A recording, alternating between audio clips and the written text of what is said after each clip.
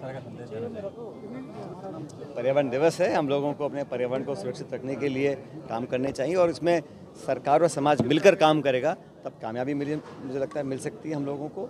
लेकिन इसमें योगदान हो, जागरूकता हो और बचपन से ही लोगों को, बच्चों को स्कूल से, घर से ये संदेश जाना चाहिए कि हर चीज़ में हमारे प्रकृति को, पर्यावरण को हमें सुरक्षित रखना चाहिए। राहुल गांधी जी ने कहा है कि ट्रंप के आगे सरेंडर कर दिया मोदी ने। मैंने भी कहा ना अभी कि पहली बार देखा है हमने, जंग पहली में हमारी हुई हैं, लेकिन युद्ध विराम जब भी होता है तो उसको तीसरे देश का राष्ट्रपति उसकी घोषणा करे और एक बार नहीं 11 बार करे कि मैंने व्यापार का लालच या डर दिखाकर हिंदुस्तान और पाकिस्तान की युद्ध विराम हमने कराई है, बार बार इसको बोल रहे हैं। तो इस बात का अगर ये झूठ भी है तो इसका खंडन कोई विदेश मंत्रालय का प्रवक्ता नहीं कर सकता। इसका खंडन सरकार के सबसे सर्वोच्च पद से आना चाहिए कि अगर राष्ट्रपति ट्रंप एक बार नहीं अलग अलग देशों में जा रहे हैं और 11 बार इस बात को बोल चुके हैं कि मैंने जो युद्ध विराम कराया था मैंने कराया है, पहली बात तो मुझे आपत्ति इस बात की है। इतने बड़े देश की वो क्या उसकी ओनरशिप ले सकते हैं और फिर घोषणा भी वो कर रहे हैं और बार बार बोल रहे हैं कि मैंने व्यापार का लालच या डर दिखाकर इस युद्ध विराम को मैंने करवाया है। इसको मुझे लगता है कि सरकार को अगर इसको सही नहीं मानते हैं तो खंडन करना चाहिए और वो बार बार बोले चले जा रहे हैं। इसका मतलब है सरकार को सफाई देने का समय आ चुका है और देना भी चाहिए। पायलट साहब, राहुल गांधी जी हमेशा एक बात बोलते हैं कि युवाओं को आगे लाना चाहिए, वहीं दूसरी बार आज उन्होंने जो बयान दिया है कि संगठन में धरातल पर काम करने वालों को हरियाणा की हार का जिम्मेदारी उन्होंने संगठन को माना है। तो उस सूरत में किस तरह के बदलाव के संकेत आने वाले दिनों में? हरियाणा की स्थिति अलग है। वहाँ कई सालों से हमारे संगठन का पूरा निर्माण नहीं हो पाया था, तो काफ़ी पद खाली पड़े थे। शायद इस संदर्भ में बोला होगा, लेकिन ये बात सच है कि संगठन से सरकारें बनती हैं, सरकार से संगठन नहीं बनता है। तो संगठन मजबूत होगा, जिम्मेदार पदाधिकारी उसमें बैठेंगे, लायक मेरिटोरियस डिज़र्विंग लोगों को हम जिम्मेदारी देंगे, उनसे काम लेने का हम कार्यक्रम आगे बढ़ाएंगे। और ये अलग अलग राज्यों में हो रहा है। आप सब जानते हो 2025 जो साल है वो राहुल गांधी जी और खड़गे जी ने घोषित किया है कि संगठन के प्रति समर्पित है। अब वो चाहे गुजरात हो, मध्य प्रदेश हो, हरियाणा हो, हर जगह जो जिलाध्यक्षों की नियुक्ति है वो एक अलग प्रक्रिया से हम लोग कर रहे हैं और एक मापदंड तय कर रहे हैं, पारदर्शिता से कर रहे हैं, जवाबदेही तय कर रहे हैं। और इस संगठन को अगर हम अच्छी तरह मजबूत करेंगे तो मुझे लगता है इसका लाभ आने वाले कई चुनावों में देखने को मिलेगा। अभी बिहार के चुनाव हैं, फिर असम केरला के चुनाव हैं, तो हर जगह ऑर्गेनाइजेशन जो है वो पूरी तरह मेहनत कर रहा है, ताकत दे रहा है आगे बढ़ने का। और जो राहुल जी कह रहे हैं उस पर हम सबको मिलकर अमल भी करना है। किरोड़ी लाल मिला इन दिनों लगातार एक्शन, नकली खाद के गोदाम लगातार मिल रहे हैं, किस तरह देखिए? बड़े दुर्भाग्य की बात है कि इतने बड़े पैमाने पर इस प्रकार के काम चल रहे थे। उसका जो खुलासा भी किया है, मुझे लगता है कार्रवाई भी करनी चाहिए। और ये जो वर्किंग है, ये काम शायद गृह मंत्रालय का है या और डिपार्टमेंट करते होंगे, लेकिन वो कोई और विभाग कर रहा है, उससे कुछ लोग असहज भी हो रहे हैं।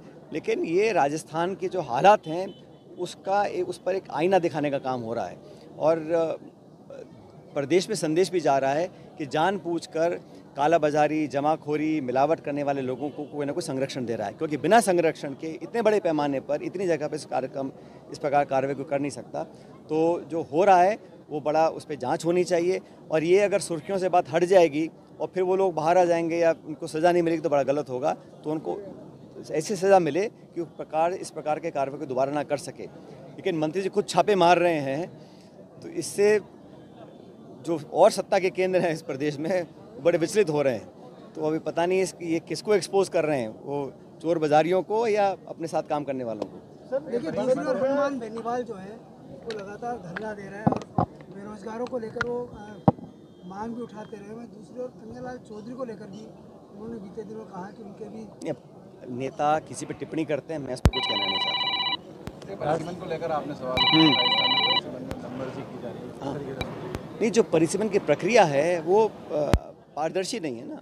जो जनता है, जो मतदाता हैं, जनप्रतिनिधि हैं, उनके सुझाव हो, कोई भौगोलिक दृष्टिकोण से उसका परिसीमन हो रहा है या कोई मापदंड तय हो रहा है, मन मर्जी तरीके से गांव में, शहर में जहां उनको राजनीतिक लाभ दिख रहा है वहां सत्ताधारी दल के लोग उस प्रभाव डाल के अपना परिसीमन करवा रहे हैं।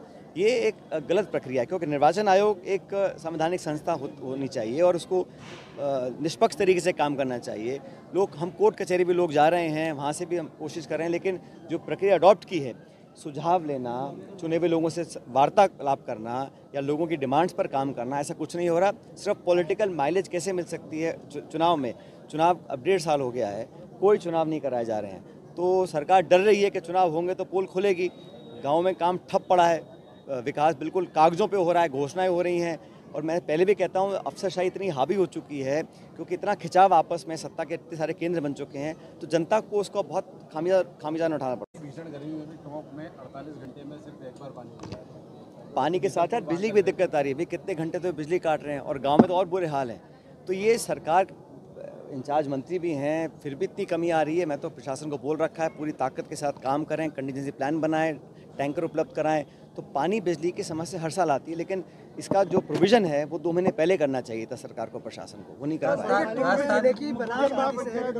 टोंक जिले की बनास नदी से लगातार बजरी का जो खनन है, तब आपके फोन का उबाल कितना था और फिर बाद में सीज फायर होता है, तो बाद में कहते हैं नहीं अभी सीज फायर नहीं है, क्या कहेंगे? नहीं, मैं इस पर टिप्पणी नहीं करूँगा।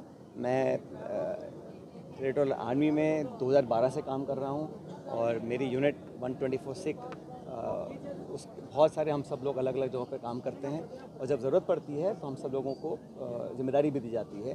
क्योंकि वो जब ऑपरेशन सिंदूर की घोषणा हुई थी तो राष्ट्रपति महोदय ने जितने भी हम प्रादेशिक सेना के अधिकारी हैं उन सबको कहा था कि हम स्टैंड बाय पर रहेंगे और अगर ये लंबा चलता तो हम लोगों को अलग जिम्मेदारी दी जाती। लेकिन ये डिपेंड करता है रक्षा मंत्रालय पर कि किसको कहाँ कब क्या जिम्मेदारी देनी है। हम सब, मैं क्या, मैं पूरा देश तैयार है। हर व्यक्ति जो वर्दी पहनता है वो हमेशा तैयार रहता है देश के लिए, किसी भी क्षमता में हो, जहाँ पर भी हो, जैसा भी आदेश मिलेगा काम करें। राजस्थान में एक बार फिर से गुर्जर आंदोलन की पुकार सुनाई दे रही है। किसकी? राजस्थान में एक बार फिर से गुर्जर आंदोलन की जो है, नहीं, जो ऐसा है, जो प्रावधान है, जो कानून है, जो संविधान में लोगों को राहत दी गई है, उस पर अमल नहीं होगा तो मुझे लगता है लोगों को जवाब मानने का तो अधिकार है।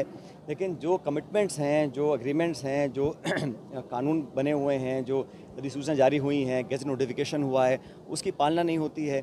और ये तो भारत सरकार को भी देखना चाहिए कि निजी क्षेत्र में जो दलित, आदिवासी ऐसे वर्गों के बच्चों को जो एडमिशन मिलने चाहिए थे उसको भी पूरी तरह वो काम नहीं कर पा रहे हैं। तो सरकारों को अपने गिरबान में झांकना चाहिए कि हमने क्या कमिटमेंट किया है और कितना धरातल पे काम हो रहा है।